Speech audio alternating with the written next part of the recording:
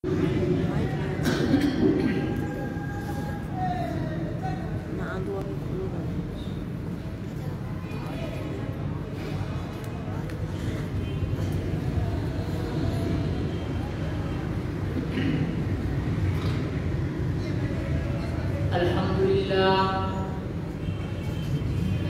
لله نحمده ونستعينه ونستغفره ونؤمن به ونتوكل عليه ونعوذ بالله من شرور أنفسنا ومن سيئات أعمالنا من يهده الله فلا مضل له ومن يضلله فلا هادي له ونشهد أن لا إله إلا الله وحده لا شريك له ونشهد أن سيدنا وسندنا وحبيبنا ونبينا ومولانا ومأوانا وملجانا محمدا عبده ورسوله أرسله بالحق بشيرا ونذيرا وداعيا إلى الله بإذنه وسراجا منيرا صلى الله عليه وعلى آله وأصحابه وأزواجه وأهل بيته وبارك وسلم تسليما كثيرا كثيرا أما بعد فأعوذ بالله من الشيطان الرجيم بسم الله الرحمن الرحيم ما كان محمد أبا أحد من رجالكم ولكن رسول الله وخاتم النبيين وكان الله بكل شيء عليما وقال النبي صلى الله عليه وسلم سيكون في أمتي 30 دجالون كذابون وكلهم يزعم أنه نبي وأنا خاتم النبيين لا نبي بعدي صدق الله العظيم وصدق رسوله النبي الكريم ونحن على ذلك لمن الشاهدين والشاكرين والحمد لله رب العالمين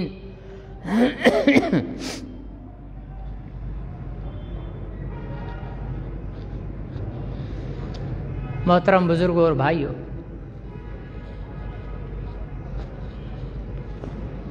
حضور علیہ الصلاۃ والسلام کی ختم نبوت اسلام کا بنیادی عقیدہ ہے، بلکہ اگر یوں کہا جائے تو غلط نہ ہوگا کہ اسلام کی پوری عمارت عقیدہ ختم نبوت پر قائم ہے۔ اگر ختم نبوت کا عقیدہ ختم کر دیا جائے، اسلام سے اس کو نکال دیا جائے، تو پھر اسلام باقی نہیں رہے گا، قرآن باقی نہیں رہے گا۔ آج اگر 1400 سال بعد بھی مسلمان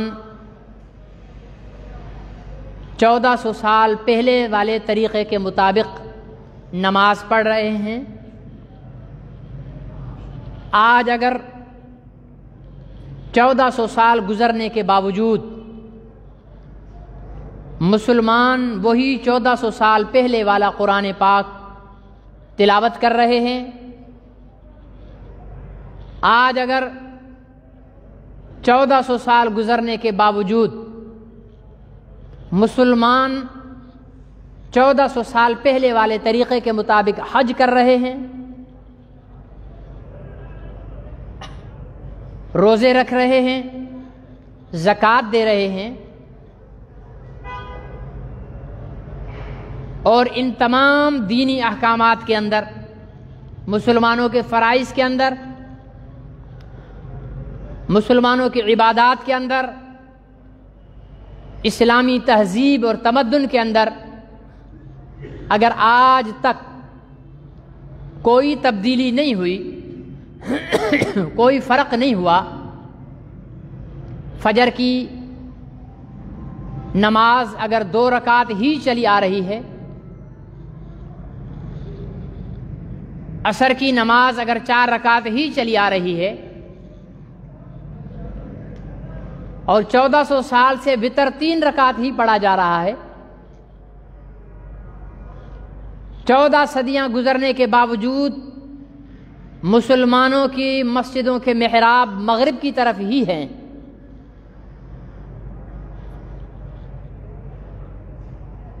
اور 14 صدیاں گزرنے کے باوجود رمضان المبارک کے اندر ہی مسلمان روزہ رکھ رہے ہیں، تو یہ حضور علیہ الصلاۃ والسلام کی ختم نبوت کا صدقہ ہے۔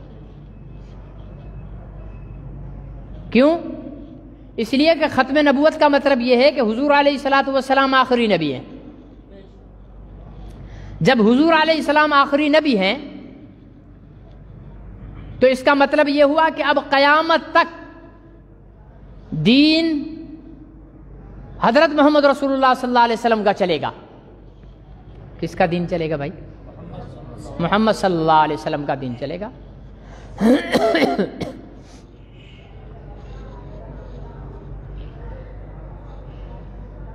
پھر سوال یہ پیدا ہوتا تھا کہ قیامت کب آئے گی؟ پہلے تو موسیٰ علیہ السلام آئے، ان کی وفات ہو گئی تو ان کے دین کو بدل دیا ان کے لوگوں نے۔ عیسیٰ علیہ السلام آئے، آسمانوں پر اٹھا لیے گئے تو عیسائیوں نے ان کا دین بدل دیا۔ داؤد علیہ السلام آئے تو ان کی آسمانی کتاب میں ان کے پیروکاروں نے ان کی وفات کے بعد تبدیلی کر دی۔ جب ساری تبدیلیاں ہو گئیں تو کہیں ایسا تو نہیں ہوگا کہ محمد رسول اللہ صلی اللہ علیہ وسلم کی وفات کے بعد آپ کے دین میں تبدیلی کر دی جائے، آپ کا دین بدل جائے؟ کہیں 30-29 روزوں کی جگہ آنے والے زمانے میں یہ قوم 15-20 روزے رکھنے لگے، کہیں یہ قوم 5 نمازوں کی جگہ 2 یا 3 نمازیں پڑھنا شروع کر دے؟ تو اللہ رب العزت نے اس دین کی حفاظت اپنے سر لے کر فرمایا کہ انا نحن نزلنا الذکر وانا لہ لحافظون، ہم نے ہی اس دین کو نازل کیا ہے اور ہم ہی اس کی حفاظت کریں گے۔ اب جب حفاظت اللہ نے لی، کیوں لی؟ اس لیے کہ محمد رسول اللہ آخری نبی ہیں۔ اگر وہ آخری نبی نہیں ہوتے تو پھر دوسرے نبی آ جاتے، وہ دین کو آگے بڑھاتے، ان کے بعد پھر کوئی نبی آ جاتے، وہ دین کو آگے بڑھاتے۔ لیکن اللہ تعالیٰ نے حضرت محمد رسول اللہ صلی اللہ علیہ وسلم کو آخری نبی بنا کر بھیجا۔ اب حضور علیہ الصلاۃ والسلام کی جب وفات ہوگی تو حضور علیہ السلام کی وفات کے بعد انسانوں تک، دنیا کے کونے کونے تک دین کو کون پہنچائے گا؟ یا حضور علیہ السلام کے بعد آنے والے لوگ، ان تک دین کون پہنچائے گا؟ اللہ رب العزت نے قرآن پاک میں فرمایا کنتم خیر امۃ اخرجت للناس تأمرون بالمعروف وتنہون عن المنکر، تم وہ بہترین امت ہو۔ تم کون مراد ہے؟ محمد رسول اللہ صلی اللہ علیہ وسلم کی امت۔ کنتم خیر امۃ، تم بہترین امت ہو، اخرجت للناس، لوگوں کے لیے نکالے گئے ہو۔ کیا کیوں نکالے گئے ہو؟ کیا کرنا ہے؟ فرمایا کہ تأمرون بالمعروف وتنہون عن المنکر، نیکی کا حکم کرو گے اور برائی سے روکو گے۔ اب یہ نیکی کا حکم اور برائی سے روکنا، اس کے بہت سارے طریقے ہیں، اس کے بہت سارے راستے ہیں، کوئی ایک راستہ نہیں ہے کہ میں تبلیغی جماعت میں ہوں تو میں کہوں کہ بس امر بالمعروف نہی عن المنکر میں ہی ہوں، میں جمعیت علماء میں ہوں تو میں کہہ دوں کہ بس امر بالمعروف نہی عن المنکر یہی ہے، میں جماعت اسلامی میں ہوں تو میں کہہ دوں کہ بس امر بالمعروف نہی عن المنکر میں ہی ہوں، میں جمعیت علماء پاکستان میں ہوں تو میں کہہ دوں کہ امر بالمعروف نہی عن المنکر یہی ہے، دعوت اسلامی میں ہوں تو میں کہہ دوں کہ امر بالمعروف نہی عن المنکر وہ۔ ہر وہ محنت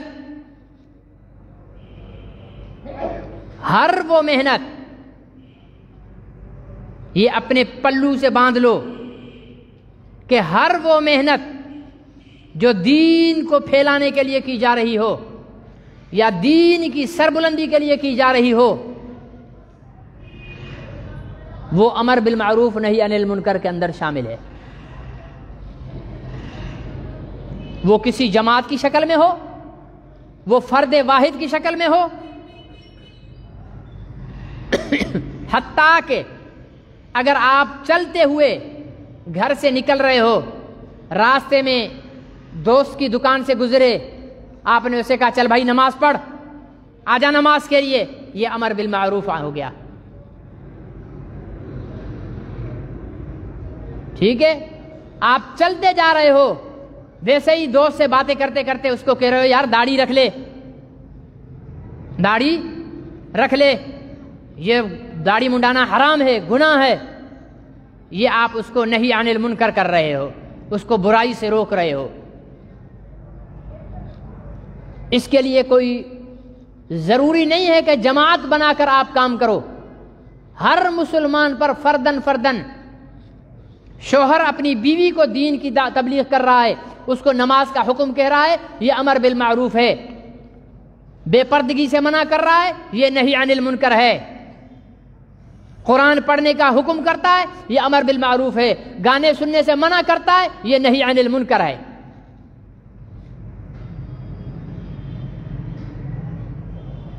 اس امت کو یہ کام کیوں ملا؟ کیونکہ محمد رسول اللہ صلی اللہ علیہ وسلم آخری نبی ہیں۔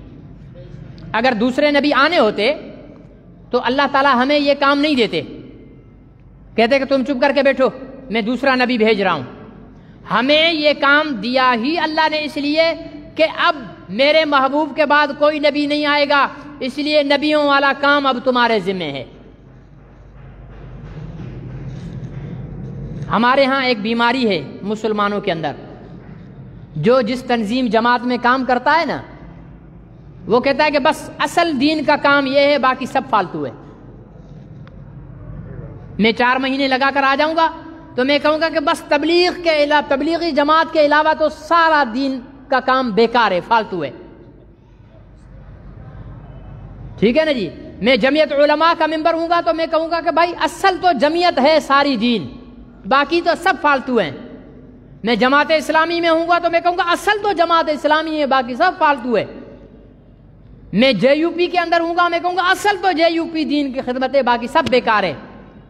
میں دعوت اسلامی میں ہوں گا تو میں کہوں گا کہ اصل تو بس مدینہ مدینہ مدینہ ہے، باقی سب بیکار ہے۔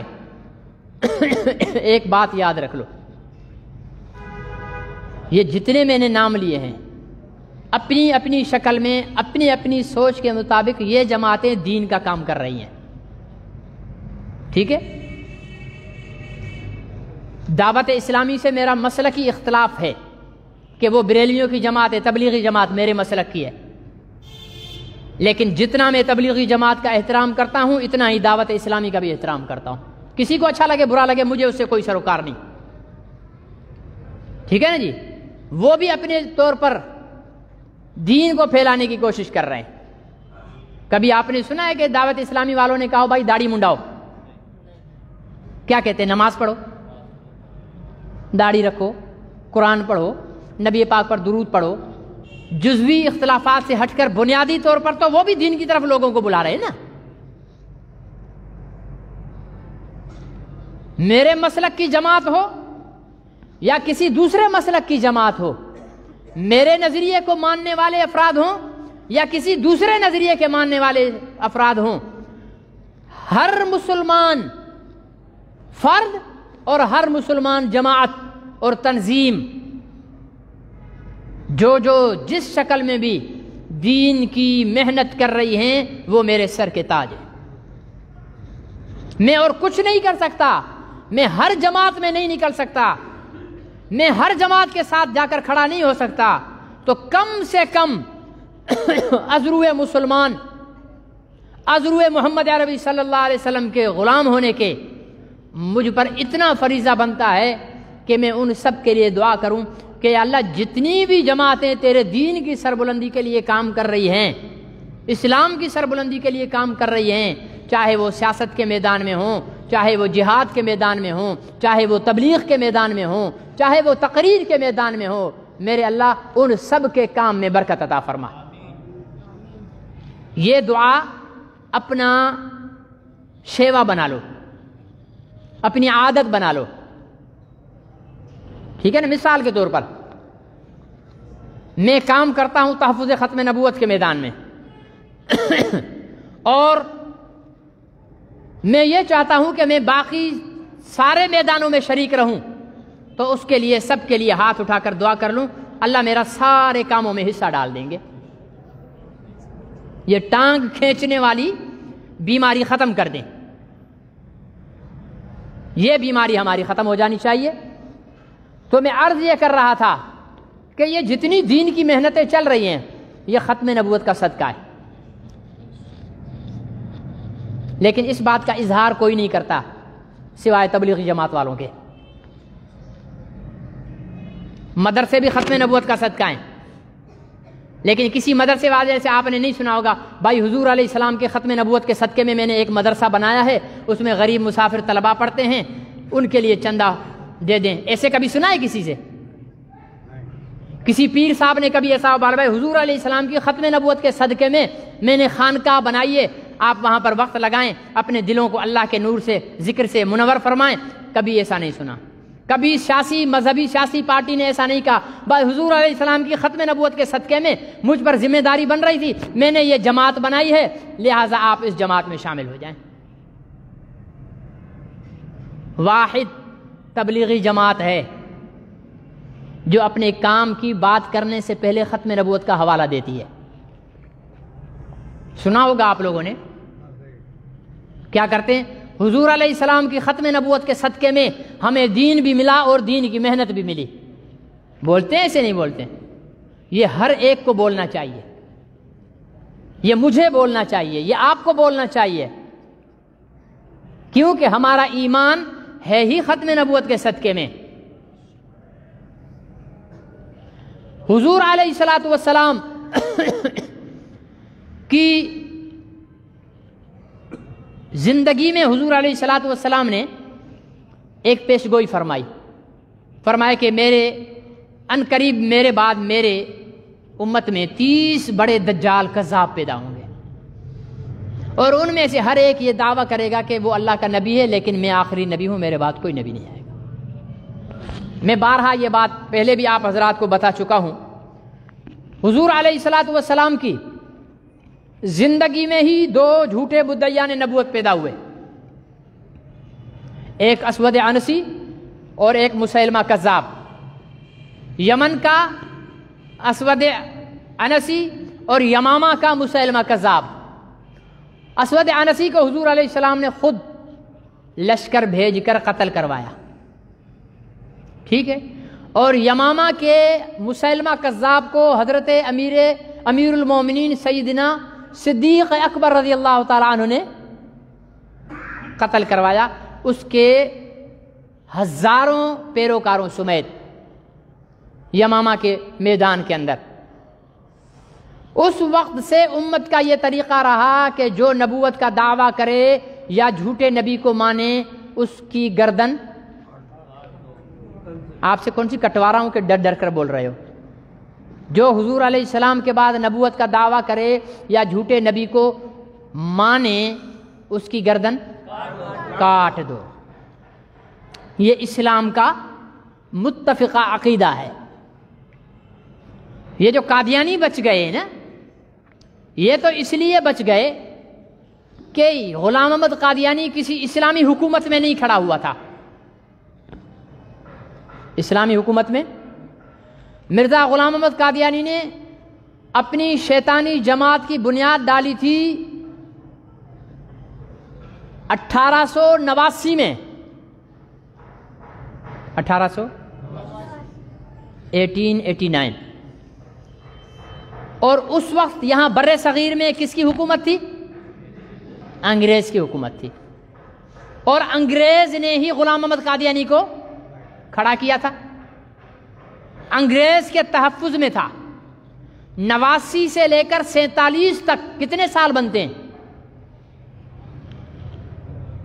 11 سال، 89 سے 19 سال تو یہ لگا لو، 18 تک 11 سال یا 19 سال، 19 سال یہ، اور 47، 19 اور 47 58 سال تک غلام احمد قادیانی کا فتنہ انگریزوں کی سرپرستی میں چلتا رہا۔ کس کی سرپرستی میں؟ غلام احمد قادیانی نے خود لکھا ہے کہ میں انگریز کا خود کاشتہ پودا ہوں، گورنمنٹ برطانیہ کا خود کاشتہ پودا ہوں۔ خود کاشتے کا کیا مطلب؟ مانا گورنمنٹ برطانیہ نے مجھے خود کاشتہ مطلب خود کاشت کیا جائے، جو اگایا جائے، تو مجھے انہوں نے خود کھڑا کیا ہے، اس لیے غلام احمد قادیانی بچ گیا۔ 2 غلام احمد قادیانی نے اپنے چیلے افغانستان بھیجے تھے، افغانستان 2 چیلے بھیجے تھے، تو وہاں اس وقت حکومت تھی امان اللہ خان، سردار امان اللہ خان کی۔ تو یہ گئے اس کے پاس، حالانکہ وہ کوئی مولوی نہیں تھا، ایم ہی تھا، سردار جیسے ہمارے ہاں سردار ہیں۔ انہوں نے جا کر کہا کہ ہمیں غلام احمد قادیانی نے بھیجا ہے اور وہ اللہ کے نبی ہیں، آپ کو دعوت دینے کے لیے۔ پتہ انہوں نے کیا کیا؟ انہوں نے سپاہیوں کو حکم دیا ان کو باہر جا کر سر قلم کر دو۔ کیا کر دو؟ سر قلم کر دو۔ کیونکہ وہ بھلے مولوی نہیں تھا، لیکن اس کو یہ پتا تھا کہ جو حضور علیہ الصلوۃ والسلام کے بعد نبوت کا دعویٰ کرے یا جھوٹے نبی کو مانے، اس کو کیا کرنا ہے؟ قتل کرنا۔ اور ایک خط لکھا غلام احمد قادیانی کے پاس، اس میں لکھا ایجابیہ۔ ایجابیہ کا مطلب کیا ہے؟ ادھر آ، ٹھیک ہے نا؟ ان کو قتل کر کے لکھا کہ ایجابیہ، ادھر آ۔ تو غلام احمد قادیانی کہاں آ سکتا تھا؟ ٹھیک ہے نا؟ تو یہ میں نے مثال اس لیے دی کہ یہ منکر ختم نبوت کو قتل کرنے کا حکم اتنا مسلم ہے کہ بے دین حکمران کے ہوتے ہوئے بھی قتل کیے گئے۔ پھر پاکستان بن گیا۔ بدقسمتی سے جب پاکستان بنا تو پاکستان کا پہلا وزیر خارجہ قادیانی خبیث تھا، ٹھیک ہے نا؟ ویسے قادیانی کو بعض لوگ کہتے ہیں کہ جی نہیں، برا بھلا نہیں کہنا چاہیے، گالی نہیں دینی چاہیے۔ میں فتویٰ دیتا ہوں، لکھ کر بولو گے لکھ کر دوں گا۔ قادیانی کو برا بھلا کہنا، قادیانی کو گالی دینا، قادیانی کو ذلیل کرنا درود شریف پڑھنے کے برابر ثواب ہے، ٹھیک ہے نا؟ ایک دفعہ درود شریف پڑھو، ایک دفعہ قادیانی کو گالی دو، دونوں کا ثواب برابر ملے گا۔ کیونکہ ہم درود شریف کیوں پڑھتے ہیں؟ حضور علیہ السلام سے پیار کی وجہ سے۔ اور قادیانی کو گالی کیوں دیتے ہیں؟ میرے نبی کے گستاخ ہیں اس لیے دیتے ہیں نا، مطلب بات وہی آ گئی کہ نبی سے پیار کی وجہ سے۔ تو دونوں کاموں کا سبب ایک ہے، اس لیے اجر بھی۔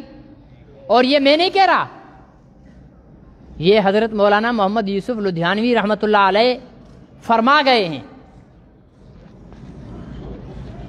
پاکستان بنا، ظفر اللہ خان قادیانی وزیر خارجہ بنا، اس کو ہٹاتے ہٹاتے ہٹاتے 53 آ گیا، 53 کی تحریک چلی، 74 کی تحریک چلی۔ مسلمانوں نے اتنی لمبی جدوجہد کرنے کے بعد صرف قادیانیوں کو کافر قرار دلوایا۔ ہمارے ایک بزرگ تھے مولانا محمد مراد حالجوی رحمۃ اللہ علیہ، اور ایک ہمارے بزرگ تھے مولانا عبد الکریم بیر شریف والے رحمۃ اللہ علیہ۔ یہ دونوں کہتے تھے کہ یہ مسلمانوں کا مطالبہ ہی غلط تھا کہ قادیانیوں کو غیر مسلم قرار دو، مطالبہ ہی، اس لیے کہ ختم نبوت کے منکر کو غیر مسلم قرار تو دینا ہی نہیں ہے نا، وہ تو واجب القتل ہے۔ یہ دو ہمارے بزرگ اپنی وفات تک کہتے گئے کہ یہ مطالبہ ہی غلط ہوا تھا، پاکستان بنتے کے ساتھ مطالبہ ہونا چاہیے تھا کہ قادیانیوں کو واجب القتل قرار دو، کیونکہ یہ ختم نبوت کے منکر ہیں۔ اس وقت نہیں کر سکے تو اب ہم مطالبہ کرتے ہیں کہ ان کو واجب القتل قرار دیا جائے۔ نہیں، ان کو واجب القتل قرار دیا جائے، ان کو زندہ رہنے کا پاکستان میں کوئی حق نہیں ہے۔ دو وجہ سے، ایک تو یہ دین کے غدار ہیں، دوسرا یہ پاکستان کے بھی غدار ہیں۔ انہوں نے ڈاکٹر عبدالسلام قادیانی، جس کو یہودیوں نے پاکستان کا ایٹمی راز چرانے کے بدلے میں نوبل انعام دیا تھا، یہ قادیانی بڑے بے غیرت لوگ تو ہیں نا، تو یہ بے غیرتی پر فخر کرتے ہیں، ٹھیک ہے نا، یہ بے غیرتی پر فخر کرتے ہیں۔ کوئی غیرت مند کہے گا کہ دیکھو میرے بیٹے نے چوری کی، بولے گا؟ یہ بے غیرت، ان کو پتا ہے کہ دنیا کے بڑے بے غیرت ڈاکٹر سائنسدان عبدالسلام نے پاکستان کا ایٹمی راز چرا کر امریکہ کو دیا تھا۔ یہ تو اللہ تعالیٰ جزائے خیر دے ڈاکٹر عبدالقدیر خان، ہاں، ان کو جزائے خیر دے کہ انہوں نے اپنی ذہانت کے ساتھ قادیانیوں کو، اپنا پاکستان کو ایٹمی طاقت بنایا، اور جن جن حکمرانوں نے اس کے ساتھ مدد کی اللہ انہیں بھی جزائے خیر دے۔ ایک بات بڑی مرحوم فرمایا کرتے تھے ڈاکٹر صاحب کہ مجھے فخر ہے کہ ہمارے خاندان میں کبھی کوئی غدار پیدا نہیں ہوا اور کبھی کوئی قادیانی پیدا نہیں ہوا، اور یہ ڈاکٹر عبدالقدیر خان مرحوم، ان کی قادیانیوں نے اسلام آباد میں مصنوعی قبر بنا کر اس پر جوتے برسائے تھے قادیانیوں نے۔ اور قادیانیوں کی طرح پرویز مشرف بے غیرت بھی غدار ہے؟ نہیں، ابھی نہیں بولتے ہو کیونکہ وہ فوجی جرنیل ہے نا، ابھی نہیں ہے جرنیل، ابھی تو ہڈیاں گل رہی ہیں اس کی زبئی میں۔ خدا نے ایسے عذاب میں مبتلا کر دیا ہے، کہتے ہیں کہ 1,00,000 آدمیوں میں ایک آدمی کو وہ بیماری لگتی ہے، اور وہ بیماری کیا ہے؟ انسان کے جسم کے اندر ہڈیاں گلنا شروع ہو جاتی ہیں۔ لال مسجد کی، جامعہ حفصہ کی معصوم بچیوں پر فاسفورس پاؤڈر چھڑک کر ان کے گوشت کو جلا دیا تھا۔ 2007 کا آپریشن یاد ہے نہیں ہے؟ جلا دیا تھا۔ وارث جب آئے واپس وہاں تو انہیں پتہ نہیں تھا کہ یہ ہڈی ہم اٹھا رہے ہیں، جس کو چوم رہے ہیں، یہ ہماری بیٹی کی ہے یا کسی اور کی بیٹی کی ہے۔ اس نے اپنے اقتدار کے نشے میں قرآن کے دین کی عالمات کو جلایا، اللہ اس کو زندہ جلا رہا ہے اور جلائے گا، دنیا دیکھے گی، کسی کو اچھا لگے کسی کو برا لگے، کتے سے بدتر موت مرے گا پرویز مشرف، لکھ لو۔ میں رہوں تو میں بھی دیکھوں گا، نہ رہوں تو قبر پہ آ کر مجھے بتانا کہ مولوی صاحب جم نے جو الفاظ کہے تھے وہ پورے ہوئے۔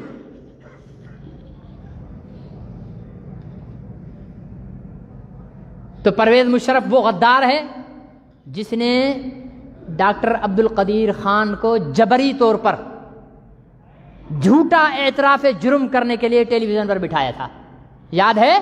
بھول گئے ہو؟ جھوٹا، صرف امریکہ کے جوتے چاٹنے کے لیے،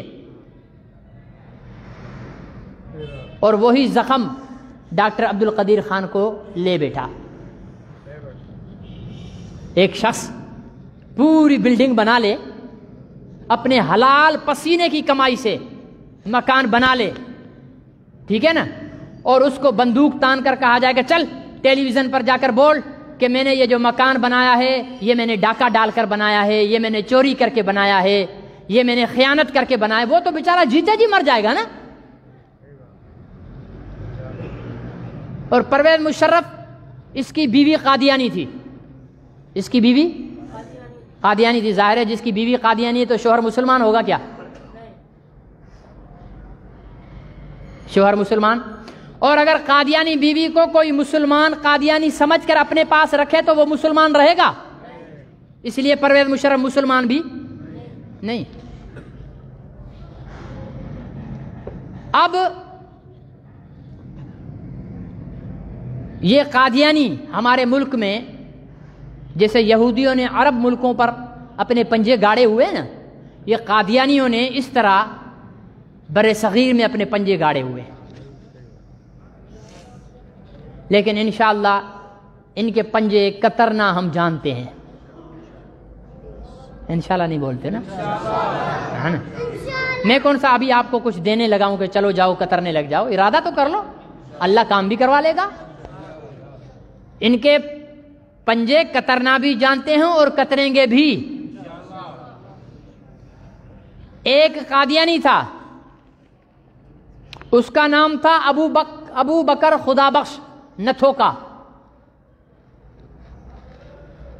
وہ تھا FIA کے اندر DSP خوشاب میں۔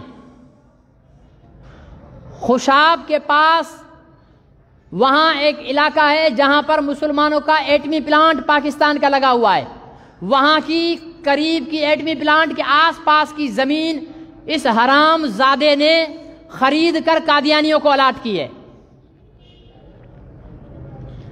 اس نے اپنا DSP تھا، پھر SP بنا، پھر DG بنا، ایڈیشنل DG بنا FIA کا۔ FIA ایک پاکستان کا معزز اور انتہائی کی حیثیت رکھنے والا ادارہ ہے۔ اس کا ایڈیشنل ڈائریکٹر جنرل بنا۔ 6 جنوری کو وہ ریٹائر ہو رہا ہے 2022 میں۔ ہمارے ریاست مدینہ کے جھوٹے دعوے دار وزیر اعظم صاحب، سچے تو نہیں ہیں بھائی، ریاست مدینہ میں گستاخ رسول کو عہدہ دیا جاتا ہے، ہاں؟ DSP تو کیا، اس کو چپڑاسی بھی کوئی نہیں رکھے گا، صحیح ہے یا غلط ہے؟ ریاست مدینہ کے جھوٹے دعوے دار وزیر اعظم نے اس کے ساتھ ایگریمنٹ کر لیا ہے۔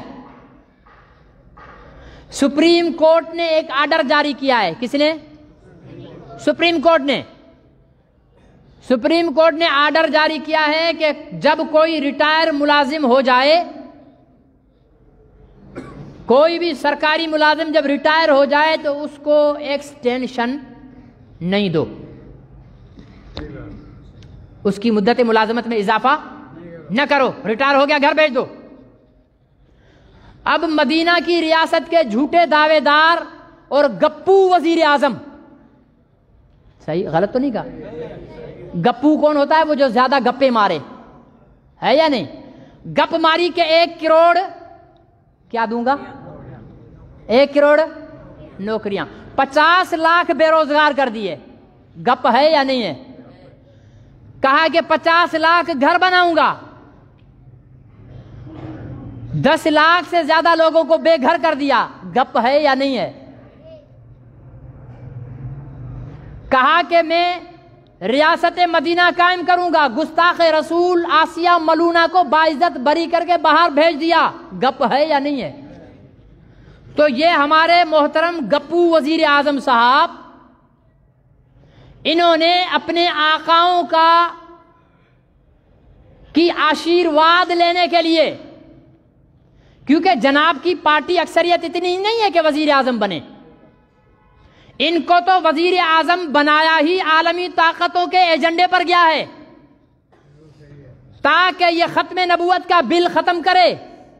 74 میں جو مرحوم ذوالفقار علی بھٹو نے قادیانیوں کو اسمبلی میں غیر مسلم اقلیت قرار دیا، 1974 کی وہ ختم نبوت کا بل آئین میں جو ترمیم ہے اس کو ختم کر کے پاکستان میں قادیانیوں کو واپس مسلمان کی حیثیت دے۔ اس کے ایجنڈے کا پہلا شق یہ ہے۔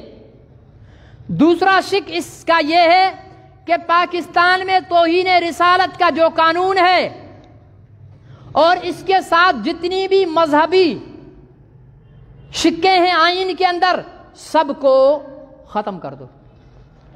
تیسرا اس کا ایجنڈا یہ تھا کہ پاکستان سے مدرسوں کو ختم کر دو. اس کا باپ مشرف بھی آیا تھا, مدرسے ختم ہوئے؟ مشرف جب آیا تھا پاکستان میں 10,000 مدرسے تھے. مشرف جب گیا ہے تو پاکستان میں 25,000 مدرسے بن چکے تھے. اللہ دکھاتا ہے کہ میرے دین کو مٹانے والے مٹ جائیں گے, میں اپنے دین کو بڑھاؤں گا.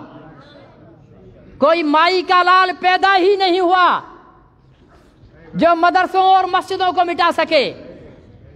تو اس نے گپو شاہ نے کیا کیا ہے, اس کے ساتھ ایگریمنٹ کیا ہے. اب سپریم کورٹ کا منع ہے نا, اس لیے ایکسٹینشن تو دے نہیں سکے گا.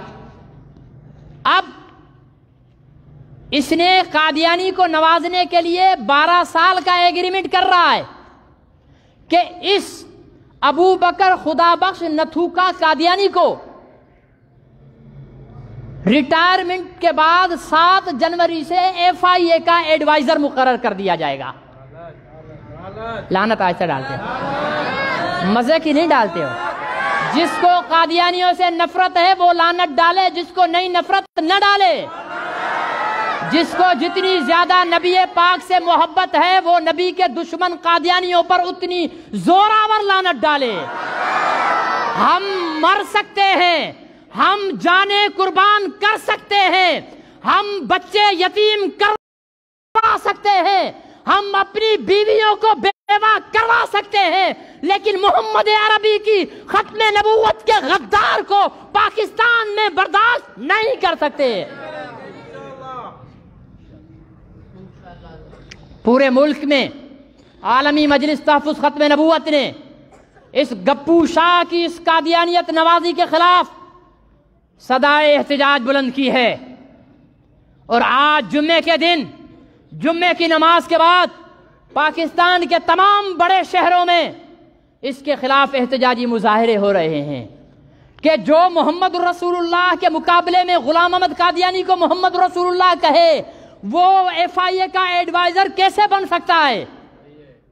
جو محمد رسول اللہ کے روزے کو ذلیل کہے وہ ایڈوائزر کیسے بن سکتا ہے؟ جو فاطمہ الزہرا کو الزام لگائے بد کرداری کا وہ ایڈوائزر کیسے بن سکتا ہے؟ جو محمد عربی پر سور کی چربی ملا پنیر کھانے کا الزام لگائے وہ ایڈوائزر کیسے بن سکتا ہے؟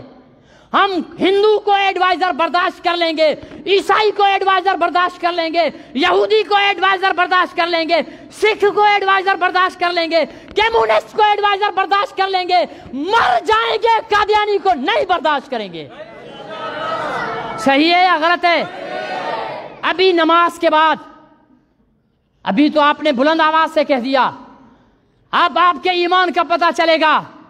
ابھی نماز کے بعد پورے ملک کی طرح یہاں ٹنڈو آدم میں بھی سنتوں سے فارغ ہو کر ہم یہاں سے پریس کلب چلیں گے. اب انشاءاللہ ڈھیلی ہو گئی ہے, اب ایمان کمزور پڑ گیا ہے, اب محمد عربی کی محبت دھیمی پڑ گئی ہے. ہم پریس کلب چلیں گے, وہاں ہم نے تمام جماعتوں کو دعوت دی ہے, تمام جماعتوں کے نمائندے آئیں گے, ہم احتجاج ریکارڈ کرائیں گے. یہ پہلا مرحلہ ہے. اگر یہ گپو شاہ نہیں مانا تو ہڑتال بھی کریں گے, پھر گپو شاہ نہیں مانا جیل بھرو تحریک بھی کریں گے. جو عالمی مجلس تحفظ ختم نبوت کے اکابرین اعلان کریں گے انشاءاللہ ہم لبیک کہہ کے ان کے اعلان کو پورا کریں گے. لیکن قادیانی کو کسی بڑے عہدے پر آنے وما علینا الا البلاغ. سنت پڑھ لیں.